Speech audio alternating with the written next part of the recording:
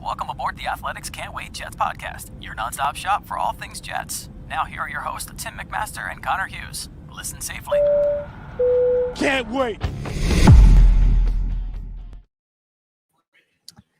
Welcome to the Can't Wait podcast. We are breaking new ground live on location, the second annual JJ Invitational Golf Outing at the beautiful Silver Lake Golf Course on Staten Island. What could possibly go wrong other than the computer overheating and we've got your phone in ice right now.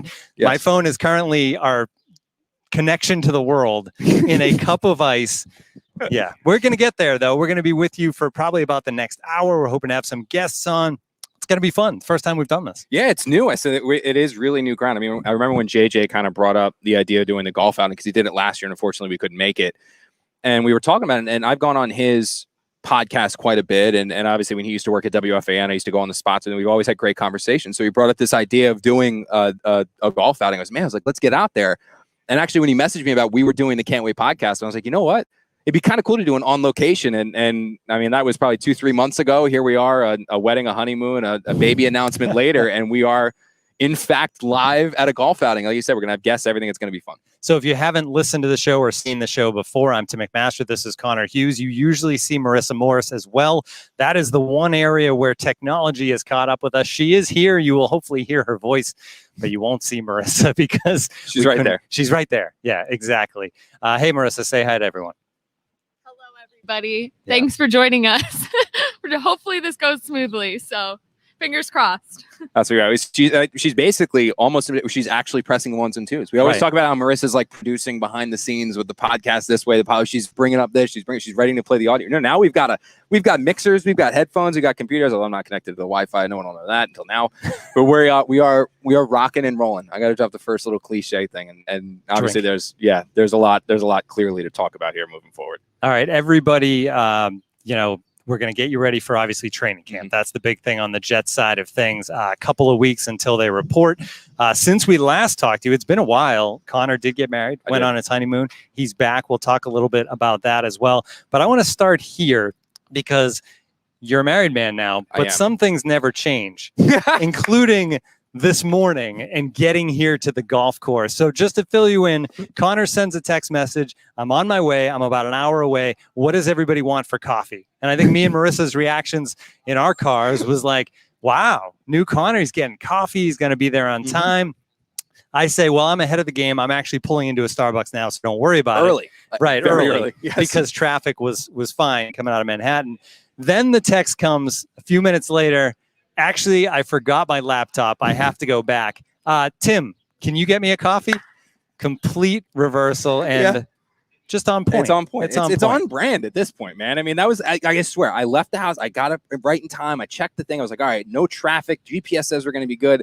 And I swear, I'm rolling. I'm like, I'm going to get coffee for everyone, maybe some donuts. We're going to be good. It's going to be fun. This is going to be a great new broadcast.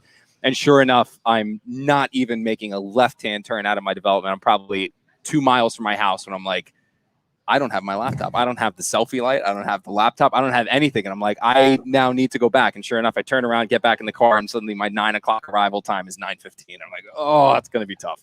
But the funny thing, too, is, and we're going to have JJ on here in a second, is that I was actually kind of concerned about the setup because I think we said about this, like setting up a mixer and a board. I haven't done that in like 10 years. I know it's been our first live. I was like, I'm kind of worried that we're going to have a major delay, major holdup. And so far, I mean, as long as your cup maintains in that ice and Marissa's computer doesn't explode, I mean, we're ready to go. And if that does happen, well, you know what, we tried and we'll do better next time. For sure. So one other wedding related story, but to the Jets. So we're going to shift things to the Jets a little bit here. Some people may know, following you on Twitter, but literally we're at your wedding. We're sitting in the aisles, which was the first time we've been all together. This Right. is the First second time. we're all in the same location. News breaks that the Jets have done what we knew that they were going to do, right? They go out, they get the extra O-line depth, they get Morgan Moses and Connor, see that, and then me and Marissa get the. And I look at my watch and do at the wedding to make the biggest. I didn't have my phone on me all day. Pay it to, obviously, you're crazy. And that's when I'm like, this would be a pretty, kind of do it. Now we've got the, and let me know if like I need to make your mic a little louder here, JJ, or anything like that, because I know I've been on your show. JJ has way more experience with these things than we do. Yes. Yeah, I know I've been on your WF again. I've come to you Ringer. I've been on everything you've done. So now it's kind of like the nice little change of pace here to have you on the Can't Wait podcast. Well, this is fabulous. First of all, thank you guys for showing up. That's the most important thing. First of all, second of all, congratulations. Thank you. I never get tired of hearing that. Literally, right? He comes right from the wedding. Here, the honeymoon, and now it's the JJ Invitational. Yeah. And I've heard some great things about your golf game. So I'm expecting, you to be maybe one of the front runners here to go win this thing tonight. It's wait till you see me swing. I see. The only videos I send you are the good ones. I send the shanks and the top. Oh yeah, I gotta package them all together. But that's why you only get them every now and then. Well, listen, because they're few and far between. If I see a good one, that's all I need to see. That's all you need. That's all I need to see. Are you guys ready for football season or what? I feel like now that we've hit 4th of July, now that I've organized this golf outing, I'm thinking about like the next thing that like super excites me. And it's the idea of week 1, Gillette Stadium, my guy Tua. I love all the haters. I love all the skeptics. I feel like I am like accumulating all of the bulletin board material for Tua. I want to be like his hype man because I couldn't be more confident in the year he's going to have for the Dolphins. I think he is going to have a monster year. Now, I'm a little concerned, quite frankly, with them and the Howard situation. I mean, we're talking about the best cornerback in football. Weird spot for them because they paid him. Then you have Byron Jones. You paid him more than Howard. Yeah. Howard's saying, hey, guess what? I'm a lot better than this dude. Time to pay me again. And it's a weird predicament for them. But I think Tua is going to have a monster year, boys. That's the one that I'm curious about, man, because I find it so fascinating watching Tua from afar. Because he was one of the guys who was coming out of college for what I don't know why I like Justin Herbert more. I am not. Now I give you a lot of credit for that. Well, dude, I'm no quarterback guru. I just for whatever. I probably the hair. I find weird little things about guys. I like this hair. I watch a lot of college football. I watched them in Oregon. I didn't see it. I thought he was a stiff. I thought he was one of these guys that had, quote unquote, all the tools. Right. But I need an it factor quarterback. I need a guy who's going to be a leader. Yeah. And like with Herbert at Oregon, it was like. And then you see Chargers and you think, is this Ryan Leaf? Yeah. Yep. Oh, of course. And then I watched him. I'll never forget with Herbert. He played that first game against Kansas City because Tyrod Taylor, something happened. His lung, they punctured his lung, right? The team doctor did. So all of a sudden, it's like, okay, Herbert's starting week 2. I watched this guy go, holy smokes, he's a stud. Yeah. I didn't see this in Oregon. No. And it's the weird thing, too, is when Anthony Lynn didn't really want to start him. Like, I think that's what was wild because he was like, no, Tyrod's our guy. Tyrod's our guy. Finally got to the point where, like, no, we got to play this. Like, the kid's good. And then seeing Tua, the one thing I will give Tua credit for is that was like right after the injury that he had in Alabama. And it's like, you don't really know. But the one thing I do love about Miami and comparing them to like where the Jets are and where their team is, aside from the talent perspective where they've got defensive players, they have offensive players, they have weapons, and if the quarterback obviously is a whole X factor, they got a coach too, man. Oh, like it's amazing to watch, guys. And listen, the Dolphins for the last 20 years have had so many bad head coaches. Think about Jordan Philbin, Cameron. Now, I like Tony Sparano because the guys played for him, but what is so good about Flores is he came in that first year. Everyone thought they were tanking. They were going 0-16. He was like, the hell with all that. We don't tank. They went 5-4 down the stretch. He's taking guys off the practice squad and turning them into functional players. And I think alien concept him. You know, well, listen, I think it's that Brooklyn mentality to coaching and all those years he spent with Bill Belichick. And I think the most important thing, guys, when you are leaving the Belichick coaching tree, you can't be something that you're not. And I think Matt Patricia had that problem with the Lions. A lot of them He tried to be a mini Belichick, and it was a disaster. Well, Flores is the only one who's really done it successfully. Well, exactly. Well, that's what you like about him. Yeah. He's coming, and I think Judge is going to be the other guy with the Giants. I've been encouraged by what I've seen out of him. But Flores is like, I'm my own dude. I'm going to do things my my way. And from the minute he's taken over Miami, he's had this presence about him, and that's what I'm curious to their personalities. It's the job. We're going to find out. Didn't mention Adam. Joe Beningo's going to be. Adam Gase, compared to other Dolphin coaches, actually had a decent amount of success. That's fair point. Yeah. Coaches who take the Dolphins to the playoffs. Yeah. I mean, they've only done it twice in the last 16 years, guys. So Cam Cameron, Joe Philbin, they're worse by default. Yeah, there you go. So I did want to ask you, man, is your take, because obviously you've worked in the New York market as long as I've known you. I know, so you've been here for a while. So you've Dolphins fan, but you've known about the Jets, you've known about the Giants, all that. Your opinion on the Jets kind of going into it from someone who watches them from afar, who obviously studies them from afar. But what do you? Well, it seems like they're finally moving in the right direction. Yeah. I like the direction with the head coach. I thought they needed a leader in the absolute worst way. You know, like we have these conversations, guys, about offensive mind, defensive mind. I was like, no. We went down that road with Adam Gase a few years ago. Mm-hmm. They need to go get somebody who's going to command presence, who's going to be able to connect 1 through 53 throughout the locker room. Robert Saleh has that sort of presence about him. Can he coach? I have no idea. But what I like, too, they now with this young quarterback, and who knows? Am I sitting there watching BYU football games Saturday after Saturday? No, I'm not. But he is surrounded in a way that Sam Darnold was not. Never. They are basically saying right out of the gate, hey, kid, we're building you an offensive line. We're going to go get playmakers around you. We're going to put you in a position where you can go right out of the gate and have success. Did Sam have that? I don't see it. No. Not with this regime or the prior regime. Exactly. And I think it does. A lot of it does go to Joe. And I know a lot of people criticize him because of what he did that first offseason, but he gets ripped for that 2-14 year last year, a little bit more. I mean, he's been cleaning up Mike McCagnon's mess. I mean, that's really what this is. Look at the way they drafted, guys. I mean, you guys detail this 5 years of nobody. All the time. He found one play in 5 years. Yeah. I mean, when you don't have guys, and you're not going to hit on every single draft pick. Mm-hmm. Even the teams that do it in a really great way and in a high level, they're going to whiff on a second round guy.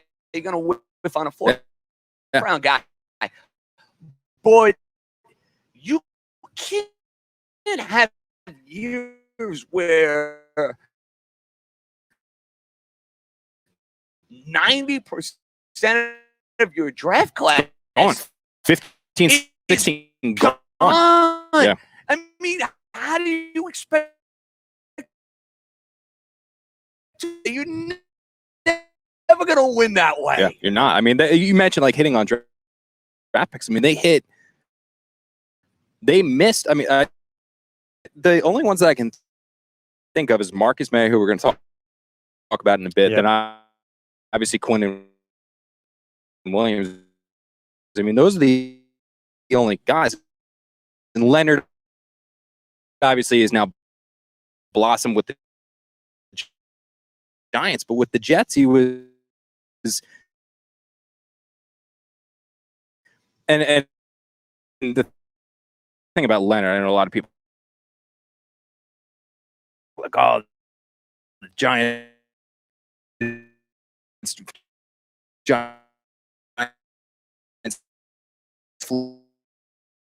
fleece the Jets. That's fine. Let's see Leonard not in the contract year. Let's see him when now he's gotten paid. He's had his exactly. And that's it's easier said than done that a guy now wants the wallet be hitting the treadmill. No, you did the first. Yeah. So how did you real quick? 10 minutes? I was talking to one, but he said you do this thing where on your back out of disaster Mavericks, but get my mind what's going on about. We're really developed the pomp and circumstance, the bells and whistles. I'm talking raffles. I'm talking you guys out here doing a show. COVID year, so it was a little different. It was a lot smaller.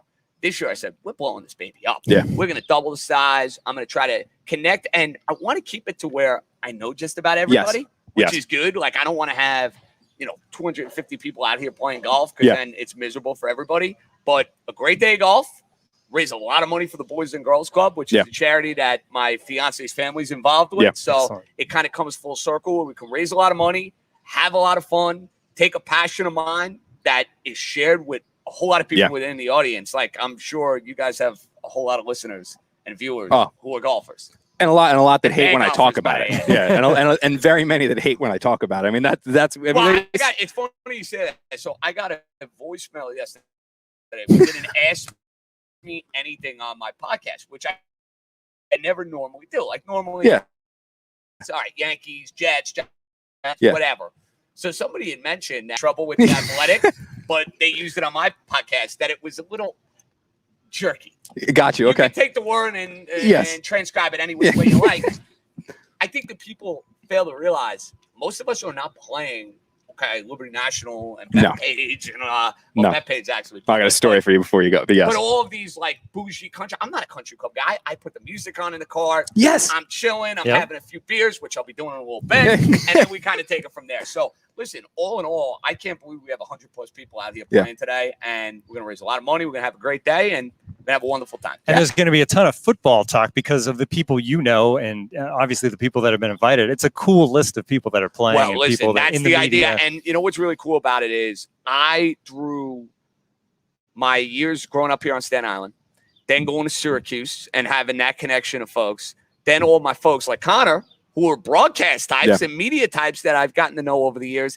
It's like a cool mix of people kind of all converging on one day. Yep. Some will know one another. Others will not know one another. But, hey, that's why we're doing what we do. You mentioned the like the Liberty National, like, and we're not all playing that. I actually did a month and a half ago. There you go. There you go. That out there. So when Saleh first got hired, we had talked a little bit. He's a big golfer. Like Saleh's a big golfer. Like he really does love it. So I mean, I did, no, but seriously. already. So when he first got there, we were kind of just BSing for a bit, and we were saying like, oh, like what courses have you played? What are nice courses in the area? So it's kind of like, oh, like this is a good one to go play. You can go get on Bethpage. That'll be a fun one to do. Like if you want to take the trip up. So the last day of minicamp or second to last day of minicamp, I was walking down the sideline. He came over. He goes, Connie, he goes, I got to tell you something. He goes, guess where I played this weekend? He goes, guess what? He played something like Shinnecock, one other one of these gorgeous. What's the really Pine Valley? Or something. He played Shinnecock, Pine Valley, and one other one in a 3-day stretch. He set up his golf tour. Oh, I was like, dude, I was like, the next time, I was like, what do you? So I ended up seeing some pictures from the course. I was like, man, I was like, next time you do a stretch like that, I was like, that's the invite I want. I was like, that's the one I want the invite for. Can you put me in a position where I'm rocking and rolling? Sure. Oh yeah. Oh my god, he was like, oh, he goes, that was. I was like, how'd you shoot? He goes, I think he said he was in the 80s. I think he was playing. I was like, man, on those courses. Must be nice. Oh, he's humble with it. I have a feeling he's a really good player. He was actually the story was talking about how he got started. He used to like come home and like basically like, he didn't play golf before, but all the other coaches, I think when he was in Seattle, maybe all the other coaches had played golf, and he said like during a Christmas party, they'd gone bowling, like they'd done like one of the, I think it might have been Pete Carroll did like a bowling thing, and Saleh won it, and the winning thing was like $500 to like Dick's Sporting Goods or something. So he's like, you know what? Everyone keeps talking about, should I start playing golf? He goes, I'll buy a beginner set of clubs. And from that started. Like a lot of guys are like fierce competitors. Yep. And I think you see with a lot of athletes, they can't play football at the same level, or they can't play baseball or whatever at the same level. And it's the idea of, I can still have this level of competition, fun, throwing a couple of beverages, and it's my happy place. Exactly. I mean, like even today, man, sun's out. It's perfect. And I can't wait for you guys to play this course. I mean, I'm excited for it. Course, you guys it's for a treat. There we go. It's a terrific course. Before we let you get out of here, your prediction for the division, top to bottom, how are we going to finish? All right, let's have some fun with this. All right. I really want to pick against Buffalo to win the division, but I can't do it. No. They're the most talented team, and we talk about quarterbacks exceeding expectations. What a save. That'll be a good clip. That was now you guys can see Marissa. Yeah, Marissa. Look at that. Extraordinary Marissa. I did hear her scream. I was like, did something, and now it's coming back down again. What a legendary job. Oh, yeah. All the dirty work. People always say, what does Marissa do? Like, they don't see that she's a producer. She's cleaning up your message. Exactly. That's the way it works. Exactly. Buffalo's going to win this division. Yeah. They're well coached. Allen is fantastic. I think they'll have some form of regression now. Yep. I don't think they're winning 14 games. Neither do I. 17 I agree season. with you. Yeah. I'd probably put them at around 11 or 12 wins. Yeah. Now, I know a lot of people are going to pick New England second. I'm not. I'm picking Miami second. I think Miami is in a very good position with the speed that they've added to their team in the offseason. Yeah. Waddle, Will Fuller, who is exactly the sort of deep threat that they need to kind of open up that offense. Yeah. I think Miami's going to be a 10-win team, and I think New England's right there. I think this is pound for pound, and this is the problem the Jets are going to run into. Yeah. The most competitive division 1, 2, and 3, and the Jets are improved. I think they are going to be better. I think they're going to be in a lot of games, but they are going to be in such a tough spot because at best, guys, I have them going 2 and 4 in the division. Yeah. I mean, that's fair. I think that's fair. I can't see them sweeping one of these teams. No. And you want to tell me they split with Miami? You want to tell me they split with New England? I don't see them beating Buffalo. No, I don't either. And when you're 2-4, tough to win games. Yeah, I mean, I think I'm right there with you because I have Buffalo 1. I don't believe in New England. I mean, very rarely when a team goes that crazy. Who's the quarterback? Yeah. And you nailed it. These teams that spend big, you get a boost, but it doesn't last. It doesn't always work. And it's so against the character of that team to do that, the way they've done it all these years. And then Belichick just says, this is the year I'm going to spend the money. I wonder if it's late in the game for Belichick. I think so. Where he's like, I'm older. I don't want Shula's record. I don't care. They also I want to beat Brady. Oh, well, listen. I now am full circle rooting for Tom Brady. Yeah. I love it. I for years I rooted against the guy. Now I'm like, now it's fun. He's the man. Hey, let him go win. If he wins more, it makes New England look bad. So Bills, Dolphins, Patriots, Jets. That's me. I think I'm right there with. My thing with Miami is that whether they're going to be, I think they can win 8 games with Tua last year. Even with the way they've improved the team. I think they could. That's like they can have bad quarterback play, which at times they did last year, and they won 10. Right? Weren't they 10-6 last year? Remember, a tough schedule. Yeah, tough schedule. Yes. The NFC West. Yeah. That is as good a division with Seattle, San Fran, Arizona, and the Rams.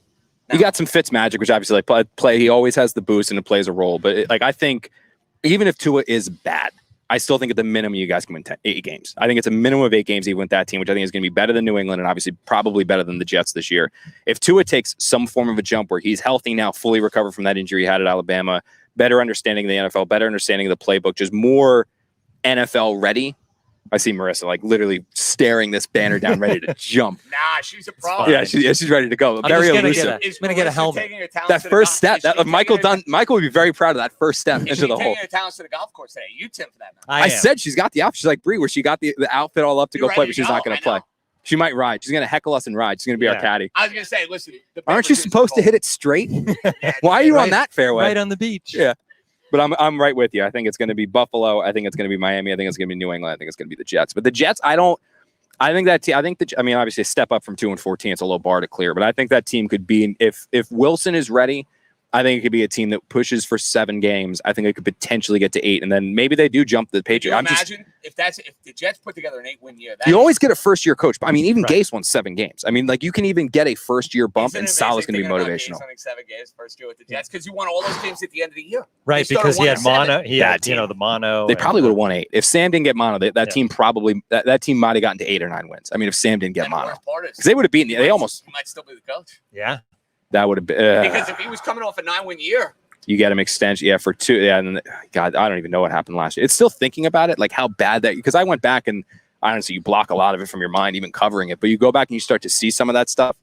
I still can't believe it, man. I still can't believe it. But hey, dude, I'm excited to play here. I'm excited to see the course. I'm excited for the event. It's a great time, and I mean, if you've already amped it from first year of the JJ Invitational to now the JJ Golf Outing to now number 2, it might have to be an Invitational by year 3. You know, he's welcome.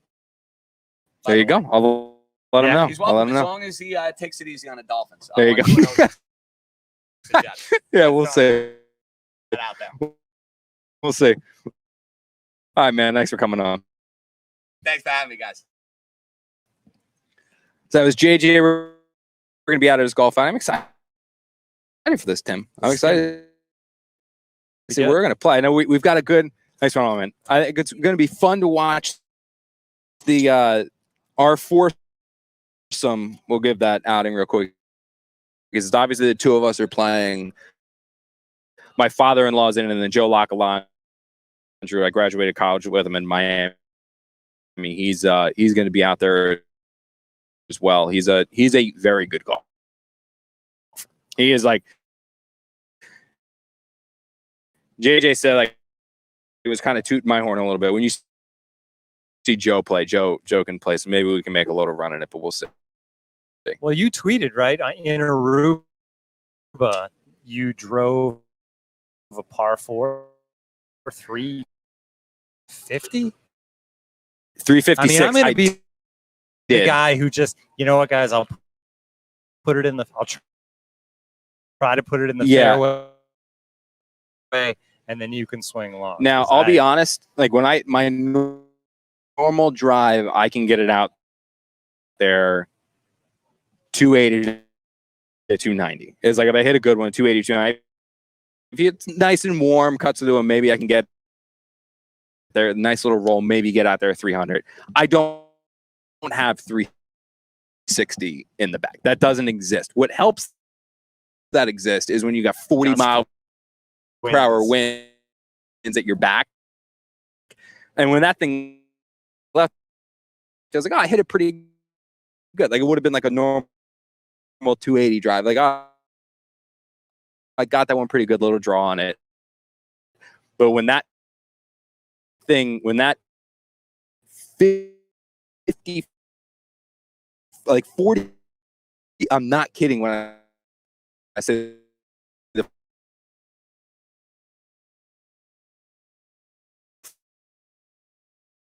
40 mile per hour, when I got at your back, I was like, oh, maybe it'll really get out there, and seeing it roll up on the, I mean, it might have bounced short and the wind just blew it. I mean, it was a, before we get, absolutely. I think there's a little, like I said, I texted her, I said, are we getting through here? Hopefully the audio is going to a little bit about Saleh. The deadline, the franchise, it's a 10.61 Marcus Maye. Yeah, look, Joe's going to have, he's making all the decisions directly with players because player personnel, like, yes, players. So a little bit with Jamal when he is that time about this player is agency is go. And you're going, when you said this about Jet for Life, you haven't even talked to us yet. Well, you don't want to franchise tag a player, you want Jet for Life. So with Marcus, he's a very good player. He's not a great player. He's not an all-pro player. He's not an incredible player. He's probably a borderline Pro Bowl player at his best, but he's a very good player, not a great player. He plays a position that is not incredibly valuable in this scheme because Saleh wants to invest in the front four. He wants that 49ers defensive front that's going to pressure the quarterback, get to the quarterback with your front four, and if you can do that, suddenly you can drop everyone back. The Jets don't want to pay Marcus Maye $20 million a year. They probably don't want to pay him 18, 18, 19 million dollars a year. They want to pay him a salary that is reasonable for what he is both worth as a player and then worth in this defensive scheme.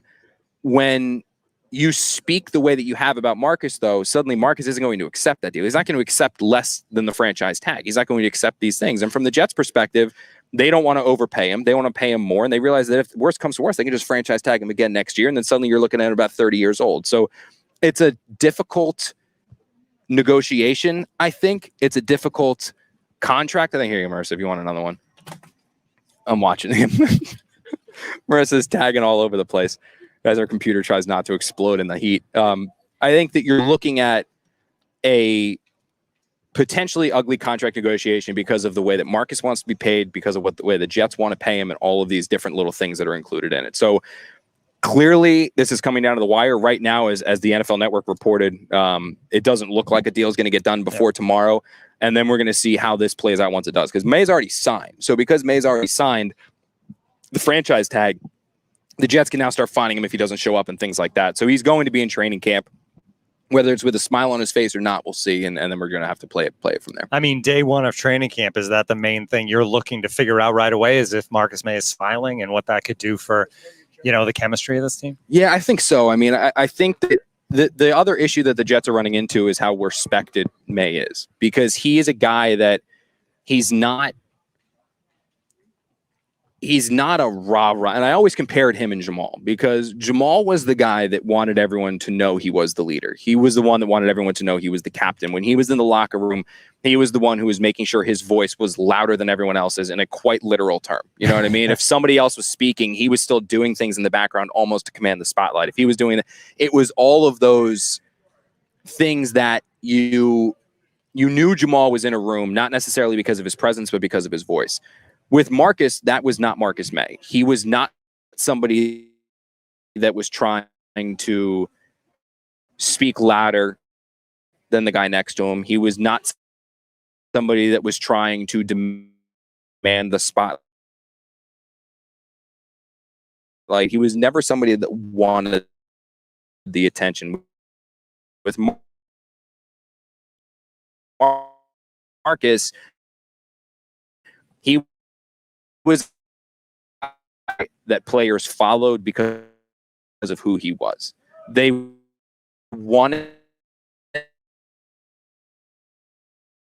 it to be around him because of who he was, not because he said, "Come around me." They were going to go to his birthday party whether whether he invited them or not, that kind of a thing. And so they followed him because he was a natural from all of these things. So because of how it's rewarded for it and get to be goes up, it's then there's the idea of what about when it's my turn? Yeah. What's going to happen when it's my turn? And that's something where different teams are able to handle. Like we talked about the Patriots before, but Belichick has always been able to get around that just because guys know he's willing to just kind of cut bait and see anyway. But it's definitely an interesting dynamic. All right, so Marcus Maye, one big story, but obviously the biggest story around this team that's been going on throughout the offseason is Zach Wilson. Yeah. He passed all the tests in the mini camps, but this is the bigger test, right? When you think about those little tests along the way and then what he's up against here in training camp, what's the difference for him? How much does he have to kind of raise his game and take that next step to continue to show that he's going to be ready to be week one starting quarterback for the Jets? Yeah, well, I think the biggest thing is actually going to be these joint practices that the Jets have, because look, he looked good against the Jets, but every time the toughest thing about evaluating a team in training camp is that you don't necessarily know if they look good because they look good or they look good because the defense sucks. You know what I mean? Like that kind of a thing. Is that is this good or is that bad? Like it's that.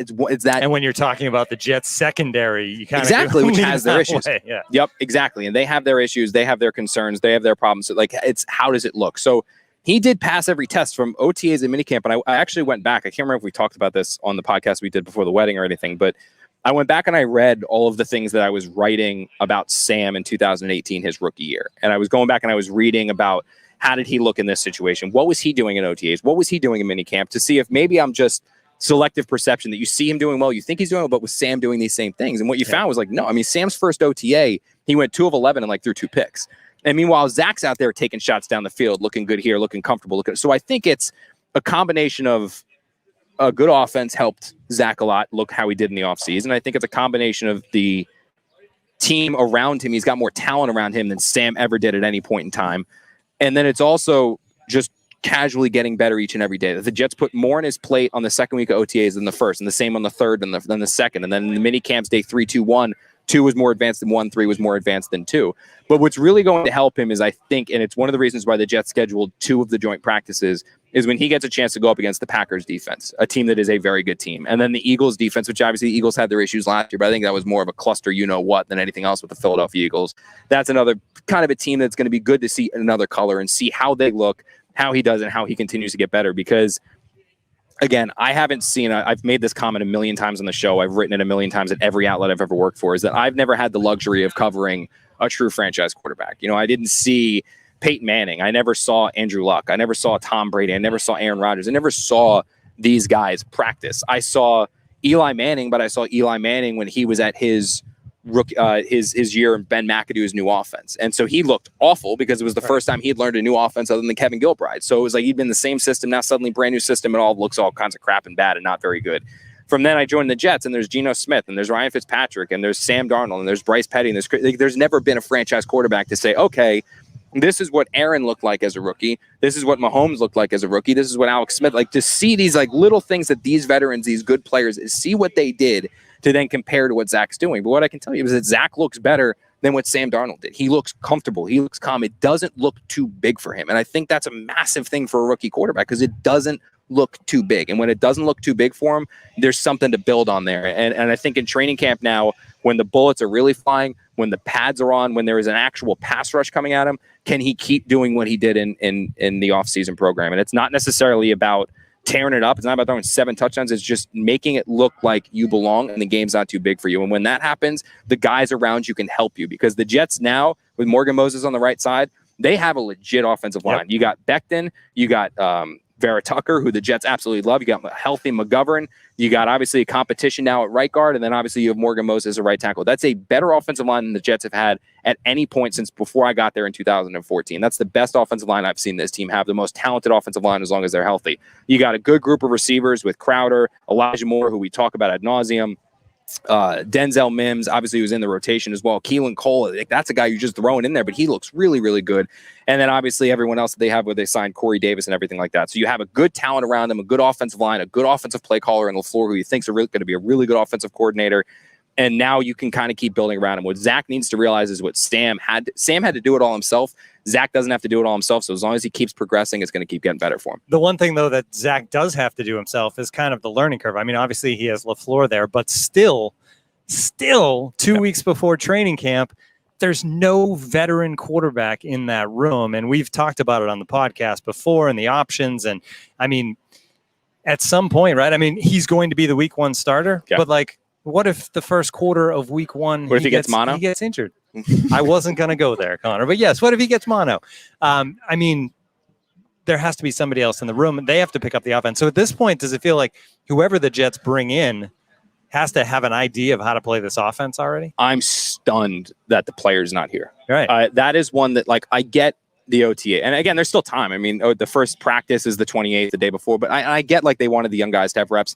I just would have wanted that, in my opinion, man, it's just I would have had the veteran in here. I would have had the younger guy. I would have had the veteran in here to continue to learn the offense as well. Because if he hasn't played for LaFleur or Shanahan before, he doesn't know the scheme. So he's going to be learning it as well. And then you want to have a guy who can help Zach. You don't want to have somebody that's learning with Zach. You want to have someone that knows it, that can help him, that can move forward. It's one of the reasons why, and it's a poor example because it didn't work because his ankle exploded on national television. But the Jets brought Trevor Siemian in with Adam Gase because Siemian knew Gase's offense, so Siemian could help Sam learn the offense. Right. You kind of want somebody who has that general understanding. Unfortunately, that player wasn't necessarily there in free agency. Like, the Jets weren't going to trade for Jimmy Garoppolo. The Jets weren't going to make those moves or anything like that. So you're kind of forced to play it, but you still want somebody there that if something were to happen to Zach, he tweaks his hamstring running around the outside. I mean, we just had JJ on it, the big Dolphins fan. Ryan Tannehill with Gase in training camp just took a run around the outside, didn't get hit. He tore his ACL. Like, that can happen in camp. Things can happen. Weird things can happen. It's the Jets. Weird things seem to always happen. So you don't necessarily want to run the risk of that happening and not having a contingency plan, because right now there really isn't a contingency plan. James Morgan's not ready. Mike White is not a realistic NFL option. You want to have that veteran.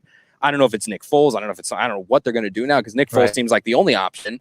So it's but he's on a team. Yeah, it's the one ball dropping that I've kind of seen from this team to this point, that I do genuinely believe that they dropped the ball on not adding a veteran quarterback at some point in free agency to learn from these guys, to learn with Zach to do these things. And it's a matter now of is it going to hurt them? Is it going to cost them, or what? It feels like they had a plan and that plan didn't come through and there was no backup plan. All right. Well, we've taken a new step here, going live on location for the podcast, but you know who's been with us since the very beginning of this show? It feels like Magic Spoon. Yes. Magic Spoon continues to stick around with us, and we love that stuff. Growing up, cereal was one of the best parts of being a kid, but had to give it up because all that sugar and junk, it's just no good as you kind of become an adult in life. Been trying to cut down on carbs, sugar, unhealthy food, realizing that basically you can't eat that stuff anymore.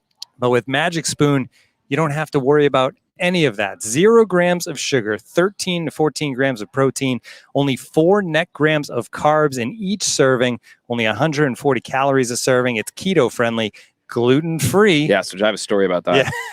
Yeah. Grain free, soy free, low carb, and GMO free. You can build your own box or get a variety pack with available flavors like cocoa, fruity, frosted, peanut butter, blueberry, and cinnamon. All those flavors, you can mix them and match them as well. It's great stuff. So go to magicspoon.com and use the wait. We're going to do a pickup. Marissa on it. It's just wait, right? Yep.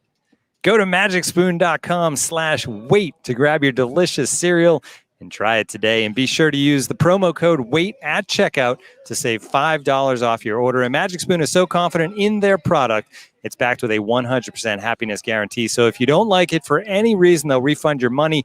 No questions asked. Remember to get your next delicious bowl of guilt-free cereal at magicspoon.com/wait. Use the code WAIT to save $5. Thank you for Magic Spoon for sponsoring this episode. And it's even more important for Connor now because he may need gluten-free. Yeah, this is a very big... I'll tell the story. I just got a text message from Bree, so I was kind of worried, like, oh my God, the broadcast cut out. Did like what? The text message. Bree's not watching the broadcast. She is watching the broadcast right now because I just got a text to stop playing with my ring. So like I'm sitting here going, she goes, stop playing with your ring. So that's how you know she's watching. Yeah, no, we ate at this like great Italian place in Aruba, and the next morning I was in very rough shape, and I was having a minor panic attack that it might have been gluten and that I might have developed gluten intolerance, and now I was going to have to be like Marissa and have to avoid gluten and basically just live off Magic Spoon for the rest of my life. So I was texting you guys. I was texting guys like the million things like, can I eat this? Can I eat that? Can I do this? Can I do that? What can I eat? I'm gluten intolerant now. Oh my God. But I think it might have actually just been the abundance of pina coladas I consumed that put me in bad shape and not necessarily the gluten, because I had ravioli the next day, which I believe has gluten, Marissa.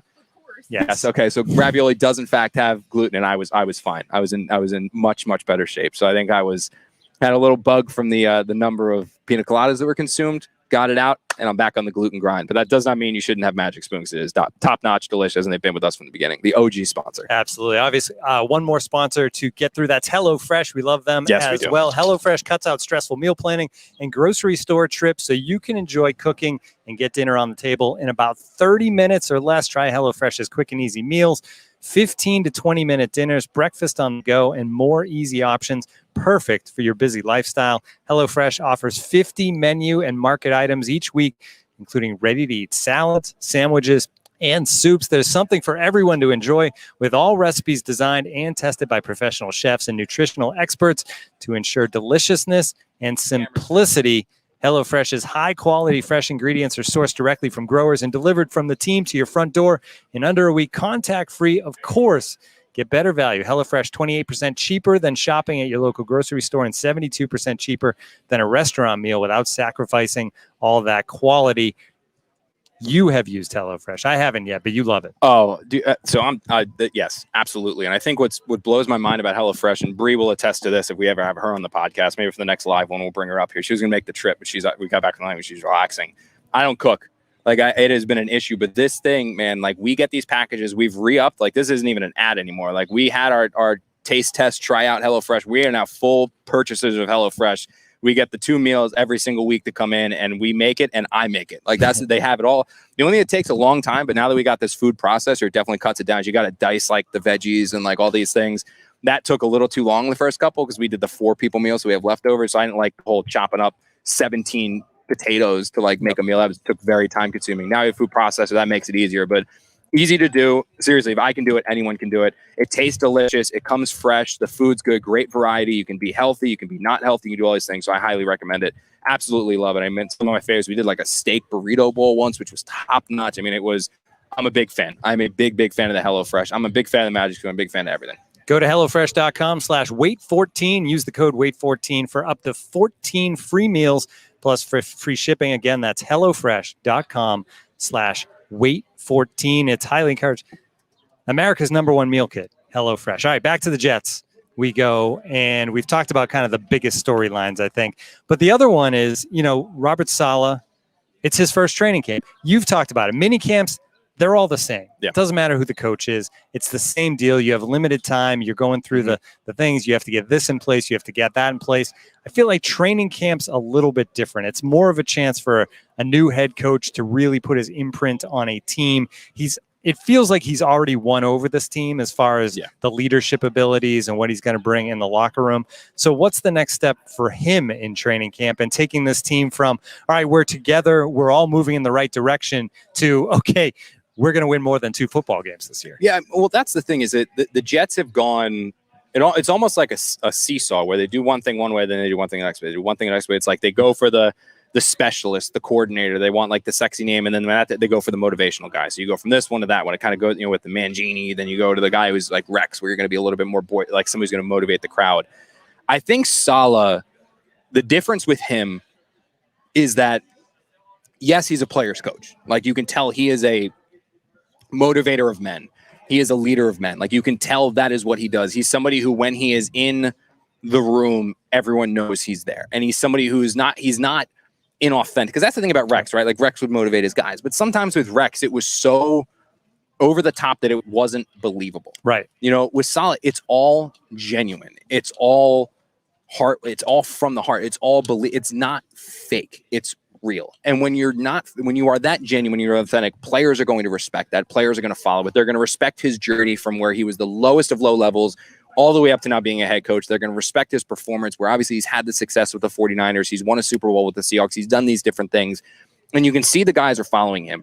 But what I think is the biggest difference with Saleh compared to some of the other coaches that have been around the Jets is that he has truly surrounded himself with a staff.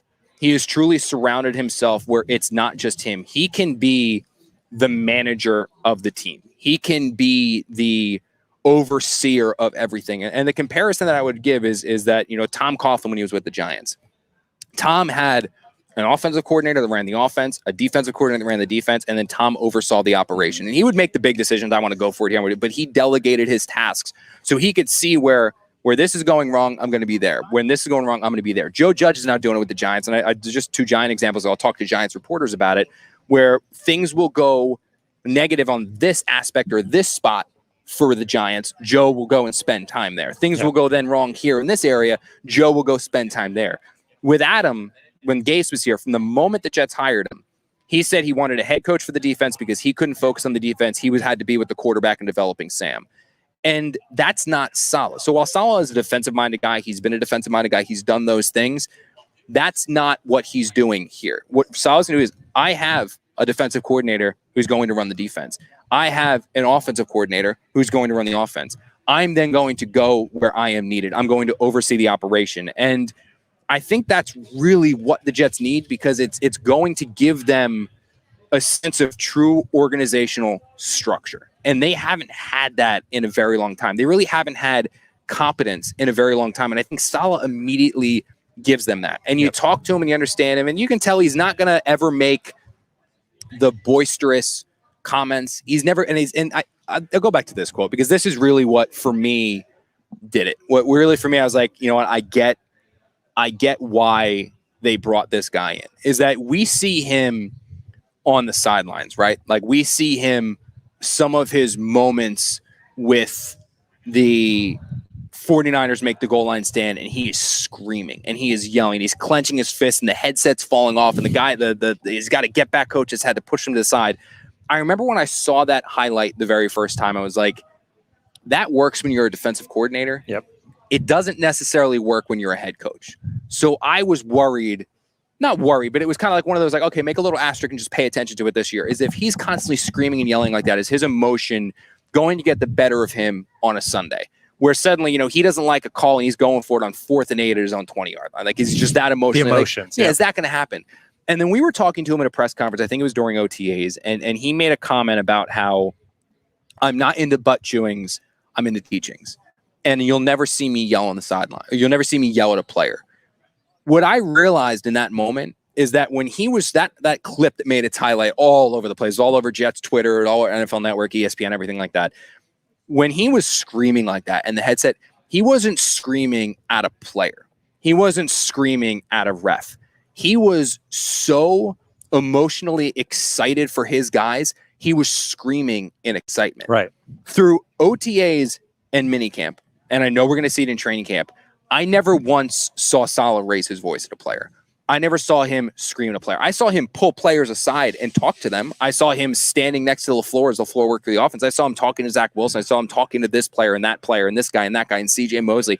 But every time he was talking, he was also teaching. When something would go wrong with a player, when something would go wrong with an assignment, he brought that guy over and he talked to him. He said, look, this is what happened. This is what needs to be fixed. This is what we need to do different. This is what happened here. This is what we need to do different. He was teaching. He was informing. And that's what his staff does. That's what LaFleur is going to do. That's what Ulbrich is going to do. That's what this entire staff, with the exception of Brant Boyer, who is a butt, like that guy's going to choose somebody's, like, he is big into the yelling. Like, that's Boyer, but that's not Saleh. And that's what is different this time around, because Adam Gase was so, this again, I'm just going back to the teams that I've covered. Adam Gase was very much he wanted to out-strategize the guy that he was next. Right. He wasn't going to motivate the guys. He wasn't going to scream and yell at the guys. He wanted to out X's and O's you. And obviously that did not work. With Todd, he was so reserved that while he was into the teachings and stuff, when there was the passion, he never really showed that passion on the sideline. It was why he got that stone cold Todd Bowles face, like that, like just the stone cold face of Todd Bowles. You saw, like, that was it. With Rex, he was so above and beyond that he was also not a great, schematic manager. Like, it just wasn't all that good. You now have Saleh, who is the delegator, the manager, the motivator, somebody that people want to follow, but also the teacher, where his guys are going to want to play for him to see that emotion from him, but the emotion is not going to be directed at his guys and cause them to blow up and things like that. And I honestly believe that in training camp, you're going to see that truly come through, and you're going to see why the Jets love this guy so much, and why once they interviewed him, there was no who's next. There was no who's they interviewed. Obviously, the wide-ranging search, but they knew from the beginning that Saleh was their guy very early on. And the thing about the yelling and screaming and the butt chewing is that we lost Marissa. Marissa's like, well, she's as worrying about 1,000 her other computer. things. Yeah. Now we're getting it. Yeah. Boyer trying to get us guests. She's trying to do everything. Yeah, exactly. I was just gonna That's what say, it is. let's just move it over to the side. Yeah. That's what people, like I said, in the comment section, people are like, what does Marissa do? And I know we're going to get the comment again because Marissa's not on screen.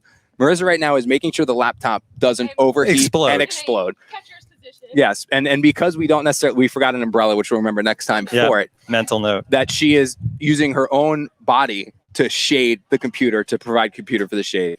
She's trying to track down guests. She's trying to make sure Tim doesn't get decapitated. She's trying to make sure the broadcast is still going on. So the woman of many talents is taking over. Best in the business. Yes. My point was just that Boyer as special teams can get away with the butt chewing because guys come and go. Yeah. It's not that long-term thing. All right. So looking ahead to training camp again, another topic I think is interesting to think about is who the pressure is on going into this training camp, right? When you look at this roster and you look at guys who have either been around and haven't quite made their mark yet, or they're new and need to prove themselves. The guy that jumps out to me is Chris Herndon, as you're running out of time, buddy. It's about time that you just step up and either come through with the promise, you have the skill set, just don't drop the ball and be that guy. He's one. Mm-hmm. Who else kind of in your mind when you look at this training camp? And the other thing to take into account with that is it's a new coaching staff, right? Yeah. So even if you proved yourself to Adam Gase and he liked what you did, now you have to prove it all again. So who are the guys that the pressure's on? Mekhi Becton hasn't really been able to perform yet. He's another guy. I would say the big one for me, or one of the big ones for me, is Denzel Mims. Yeah. And that's because he was drafted. He's a linear player. He's a go deep, take top off team. That's who he is. He's a good. This offense now requires players that are yak. Great route runners, catch the ball, make your plays after it. We're going to Kevin Clark on in a second now, so we'll take putting the clubs down. Yeah. We'll take a quick break, or when he comes on, obviously we'll take a break from this. But Denzel now is not necessarily a scheme fit in this one, so he now needs to prove himself all over again. So now we're going to bring on Kevin Clark. What's up, man? What's going on? How are you? Here, Just got. So you're literally right out of the car. Just put the clubs down. Just put the clubs down. I'm ready to golf. I'm ready to talk football. I'm ready to do everything all at once. It's all happening. A little more. Sorry. That's fine. All right. Perfect. So first question is, you don't see the Jets every single day. You see them from afar, though. Oh, God. Yes, we do. We do. And we're somehow still here. We're standing. Yeah. We're meant. The positive is golf season starts early. We get a chance to get out there and start working on the swing. But you watched what happened with Gase. Yeah. You watched what happened with that team from afar. What was your opinion as it kind of was all derailing from the 7-9 season to then what happened last year? There are some NFL hires, and I would say the Texans are in this bunch. The Jets in the Gase era were in this bunch, where it's almost like you see someone and they're about to, like you ever in a car with your buddy and they're about to run over a curb, and you're just like, hey man, what? Oh, and then you just can't do anything, right? Yeah. With Gase, it was so obvious at the outset, and I'm talking, you look 2 years ago, letting McCagnon have an extra draft. Yeah. Hiring Joe Douglas, which I love that hire, but it was too late. Right. You make that decision immediately. What's the old thing? Whatever must happen eventually must happen immediately, right? And so all of the decisions sort of added up towards doom. And now I think they're on the right track, but they're so far behind that I've had some Jets optimism in my ear over the past couple of weeks or months from Jets fans. I moved to New York from LA a couple months ago, and people were like, hey, Jets, Zach Wilson's like, let's slow down here. Yeah. They're on the right track, but they had a lot of building to do. Gase was, I think there's a case to be made that Gase is one of the worst hires in modern football history. When you consider not just the results, but I don't think anybody liked that hire on the front end. I mean, they made fun of his introductory press conference. It wasn't Monday morning quarterbacking. Right. There's some hires in hindsight that seem bad, but Gase at the time seemed really bad. Again, it's the old watch out we do with the car analogy. So I think that they're absolutely on the right track right now. I just think that they are a year away from winning. I think there's kind of 3 stages of building. There's ready to go, ready to win now, and I think that there's a second tier where they're not going to be that good this year, but they're going to win some games. We're going to feel like they're on the right track. They might win 8 games, and there's the third. And I think this is where the Jets are, where I don't think this is going to be a wins and losses type of year. I think this is going to be culture, vibes. I mean, look what Brian Flores did a couple of years ago, where he built a culture while they were losing. That's what Robert Saleh has to focus on. Because of what you just said and how far behind they were, do you think it was absolutely the right move to let Sam Darnold go away because you're resetting the quarterback? Was that like necessary because of the financials and everything? It had to happen. Yeah. It had to happen because, again, let's say you sign Sam Darnold to a big-ish contract. I'm not saying a mega extension. I'm saying even anything that's over $10 million. Well, then you almost get into the roster version of what they had in the front office, where the coach and the GM are hired at different times. And, it's almost like the quarterback version of keeping McCagnon on for an extra draft, where you've got Sam Darnold, who is going to enter the middle of his career on a bigger contract. And you're in a situation where Robert Saleh is just trying to lay a foundation, where Joe Douglas is just trying to restock the cupboard as far as roster goes. I just don't think Sam Darnold would have fit what they were trying to do. So I think Zach Wilson's going to be a bit better NFL quarterback anyway in 3 years. So I think it's absolutely the right move. They played it perfectly. We obviously have talked, like the Jets kind of go through these stances where they went for obviously the big boisterous hire when they had Rex. Then obviously that didn't really work. So they went for Todd, which was kind of the fallback because the original guy was Doug Marrone. They go Adam Gase. They want the brilliant offensive mind. Now they've kind of gone back because they've tried the specialists. They've tried the sexy names. They've tried all these things. Now they're going with the guy who's truly going to be they want a manager. They want somebody that's going to delegate offense to offense, defense to defense, and he's going to oversee the entire operation. What is your opinion, though, on Saleh as both a candidate and what he's going to bring? Because obviously, like we've all in the New York, we've all dug into it, but it's always interesting to see what the outside perception is looking in. I think it's a great hire, and there's a couple things. Number one is that I think that the run on offensive coaches has been slightly ridiculous over the past 5-6 years. And the whole I know Sean McVay thing has gotten just a little bit absurd. What you have with Robert Saleh is the best of both worlds. You get the offensive system, a literal LaFleur, who's worked under that system and knows it. And, I remember being on the field a couple of years ago before the Niners-Vikings game, and I saw the offensive staff, the Niners offensive staff interact with Kirk Cousins because he'd been there in Washington and all that stuff. And you just felt like there was a real sense of community there and a real culture. You could tell that some of those guys were just, this is a weird thing to say, but just vibes guys. Just they understood and they had great relationships with their players. And so you get the man management of Robert Saleh, and then you get the offensive system of Kyle Shanahan. And I think that's the best of both worlds to me. I think when you're doing a slight teardown, whatever you want to call it, you have to think about culture first. Warren Sharp was on our podcast a couple of days ago, and he had Brian Flores as a top 10 coach. And I disagreed with him, but he said, look at the culture he was able to build when they weren't supposed to. So many teams take a year off. So many coaches say, you know what, screw it, I don't care. You hear all these stories about, good example, Jimmy Johnson came from University of Miami, went to Dallas, and I think they were 1-15 their first year. But you heard so many stories about. I remember reading a story about how he would kick field goals at the end, game-winning field goals at the end of practice, just so guys could start to feel the process of winning, and then they would celebrate like they were winning, all that stuff. They had no chance to win on Sunday, but they needed to feel something. And I think that you need a leader of men like that when you're trying to do that. And it's not just about scheme. If they had gone out and hired an offensive coach, offensive boy genius, whatever you want to call it, and he's got these great play action schemes or whatever as head coach, that's fine, but you're still not going to win that many games. If you have a leader of men and you have a culture builder, that's when you start to see the entire direction of the franchise change, and that's why it's important. And weirdly, losing can almost become a positive in a way in that sense because it brings guys together that, circle the wagons, so to speak. And you see who's in for the long haul and who's not. I mean, you can see if things start to, go back to the Miami analogy, I mean, obviously they're in the division, but I remember going down there in December of the year they were really bad. The year they were tanking, they'd gotten embarrassed by Lamar Jackson. They're getting embarrassed by everybody. And I remember talking to their middle linebacker, Jerome Baker, and he was saying that there were times where they were churning through the roster so quickly that he would meet a guy on the field. He would meet a guy on Sunday on the field. He didn't know who they were. And it's like, oh, there's this guy. And he introduced himself in the huddle. But he himself became a leader. He was forced to become a leader. And now they signed him to a big extension and all that stuff. And he's a cornerstone. But that kind of stuff is a real separator when you get to find out who is going to be contributing in 2023 and who doesn't have either the character for it, the talent for it, the mindset for it. Yeah. Before we let you get out of here, because I know you want to work on the golf game, it's going to be a great time. And the course looks like it's in great shape. There's no range, so I mean, who the heck knows what's going to happen? It's good. Oh, the first couple of holes are going to be gorgeous. Everyone's going to be on each other's fairway, so it looks like there's not that much the range back there. But you mentioned Zach Wilson. Obviously, you come from BYU to the NFL. There's so much uncertainty. I mean, you can look good. You can look good in the highlights. The Jets obviously love him. They believe in him. They like his upside more than Sam, which is probably true. I mean, Sam wasn't a very good quarterback for several years.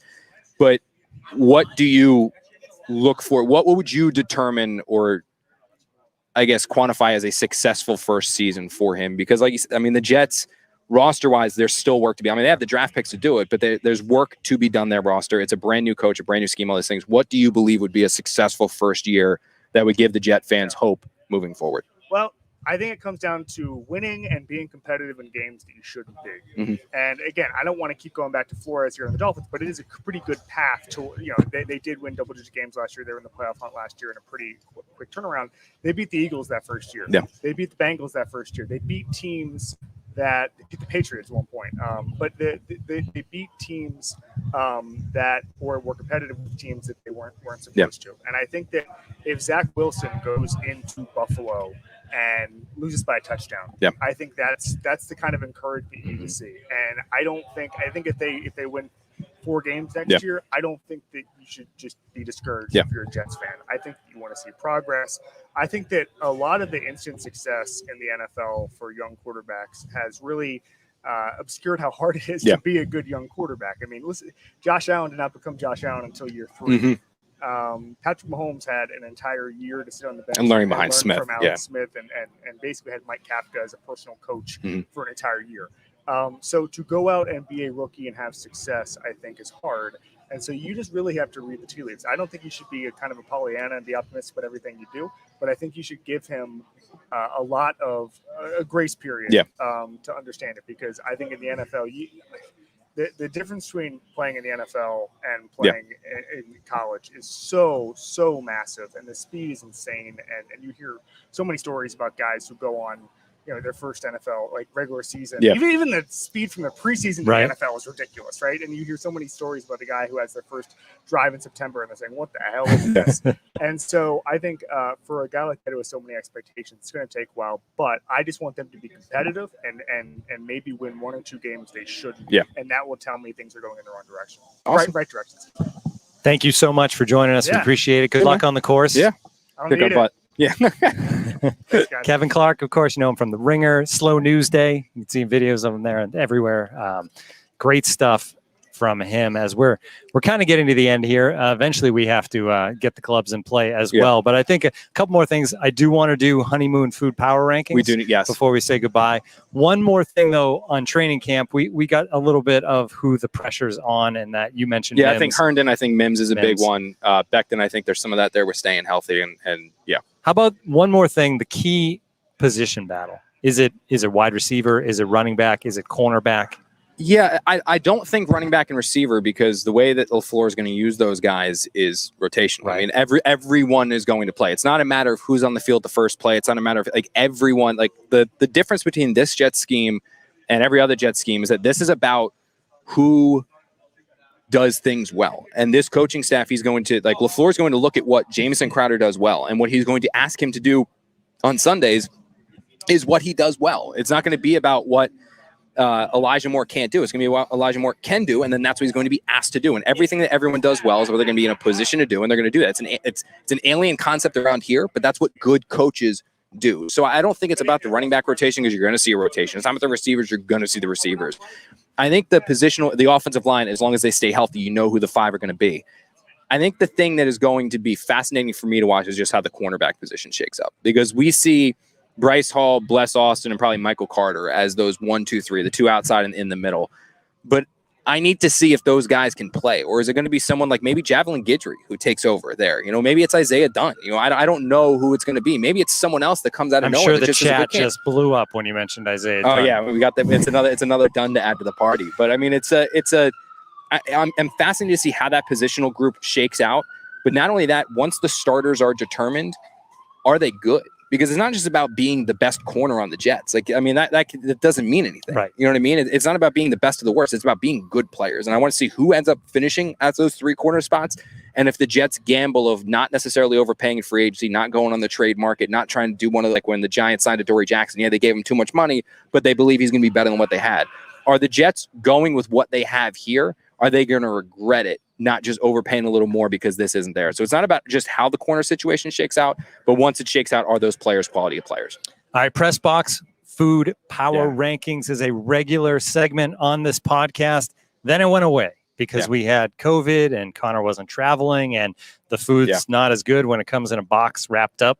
But we're hoping to have it back for this season. But before that, you went on a honeymoon, which anybody who's been on a honeymoon on an island somewhere, it's usually good food every night. So the honeymoon food power rankings, let's hear it. Yeah, and honestly, and please keep it, I'll condense it. I will condense. I'll just do the 10. I have a full list here of 15. 10. Yes, I ranked every place we had. Took a picture of each, ranked every place we had. I'll just do the top 5. I'll save the top 10. This is the first time you've looked at notes the entire podcast. It's true. Yeah, it's actually true. I need to make sure I don't miss any of them. But that's one of the reasons why Bree picked Aruba is because we're big foodies. So we like going to the different restaurants, and that's what we were allowed to do in Aruba. So number 5, I went with Barefoot, which is kind of like a restaurant where you eat on the water. There's several of them there. This is the one that Bree and I chose to do.